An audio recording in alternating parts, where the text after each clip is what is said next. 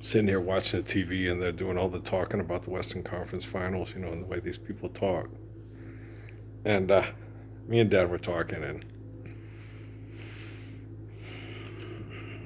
we're talking about coaches and coaching and things that go on and the way people act and stuff, especially back in my generation. And one of the smartest coaches I ever had was a pimp in Casper named Danny Bennett, who basically explained, the egos of the people that do the basketball. He had UB Brown and Jack, what was this guy's name? Jack Ramsey and all those and stuff. And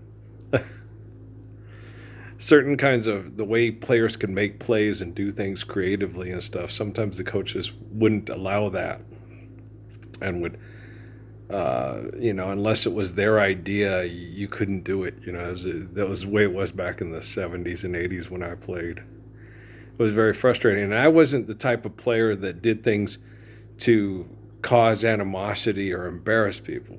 And when I used to make a spectacular play, I used to tell the other player, and they get all upset with you. It's like, no, man, that was the reason why that was such a great move and a great shot is because you're such an excellent defender.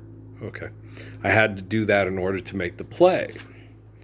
And so, that's what I would do is I'd explain to people, you thought that was really something. Well, if I was playing against somebody that couldn't ball well, I could just run right to the basket, lay it up off the glass, and run back down to the side because 2 points is 2 points. Whether you jump 12 feet from the hoop and faked left, faked right, and, if the other person is not very good, you can go right past them. You don't have to jump 12 feet from the hoop. You lay it up off the glass. It's still 2 points, right? So it was hard to explain to people. I wasn't trying to embarrass you. I was just having to, make a play that would be successful for 2 points, and had to do it against an athlete that was very difficult to make plays against. All right. So I was very spectacular. I could make really spectacular plays. I was wicked fast. I was wicked quick and fast and explosive. And but I just quit playing because I hated dealing with the egos. And what these people don't understand, okay, Kyrie Irvings and the Shaquille O'Neals and the Draymond Greens and the Charles Barkleys and the LeBron Jameses and all the people, getting all trifling about Caitlin Clark, right? Money ain't real, bitches. Okay. Money ain't real. Okay. Did Jesus Christ offer his life for a bank account or a Lloyd's of London insurance policy? Okay, then what the fuck y'all think you talking about?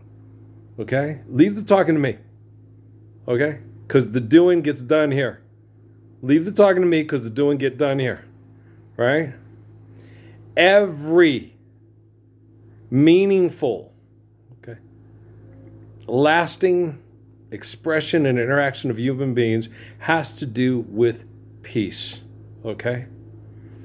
People pray to Jesus as a God for peace. People pray as taught by Muhammad to pray for the Messiah and his family so we may all live peace. Okay? Now, you got to get in the moment, win that championship. She got y'all motherfuckers charter planes and you act like bitches. Okay? Now, if Sue Bird and Caitlin Clark and Charles Barkley and Shaquille O'Neal and Kenny Smith and Draymond Green and Eric Johnson have no idea I exist. Okay? They are just dumb as fuck, and I have to fix the technology for them so their children don't torture or be tortured and be as dumb as fuck as they is, right? So if Layla Ali has no clue I exist, then she has no responsibility in making that propaganda cartoon about, the power of attraction, the power of thinking. You can't act wimpy, you've got to fight, right? Okay, baby, fight for that tit, right? So, Earl get mad. That's okay. Ralphie get angry, Ralphie get mad. Give us the biggest lecture we ever had. It's been 15 years of the best lecture you've ever had, and I've had to lecture because y'all suck at listening. And I had to keep lecturing because I listen so well that when I talk, people have been waiting before I was born for me to talk. And even after I die, people will still remember my conversations over your conversations. Y'all ladies is trifling. She got you charter planes. Forgive debt and trespass. Love one another in eternal, faithful peace. Biatch. Smell like axe? Smell like ass. Y'all smell like ass. Okay? You smell like people that would betray Jesus Christ. You smell like people that would try to use Muhammad's teachings to pimp. I see everything as a challenge.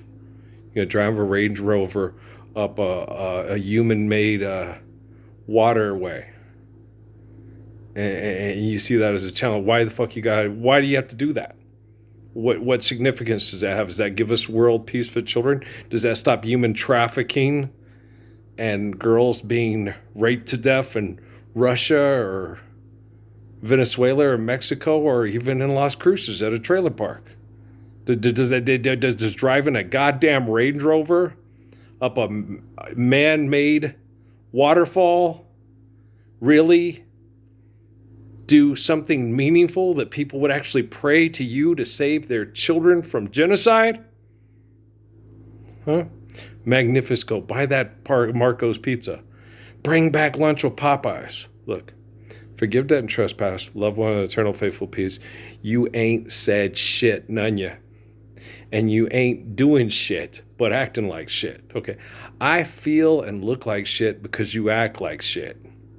Okay? All the Blue Angels and the Thunderbirds, I feel and look like shit because you act like shit.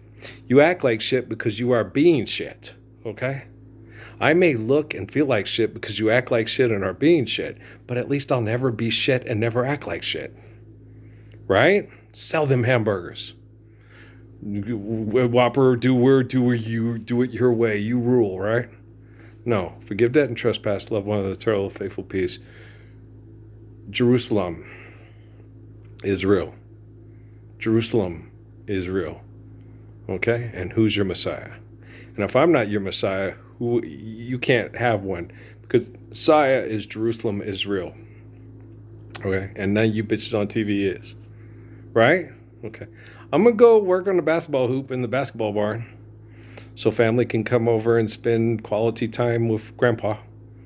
Well, because I'm more like Confucius than any pile of shit on TV on the PBS NewsHour and BBC World News Tonight.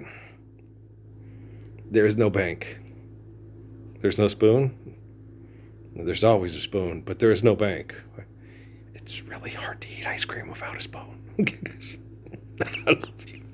What are the odds you think that Charles Barkley will pull his head out of his ass and recognize Mary's boy that didn't go to the club that night in Phoenix and knock his ass through a plate glass window? He'd have got his ass kicked.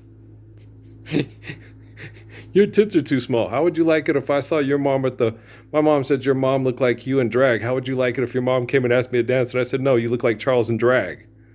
I wouldn't do that. I was too couth. I was raised by a Southern gentleman. I would dance with Charles' mom if she asked me to dance.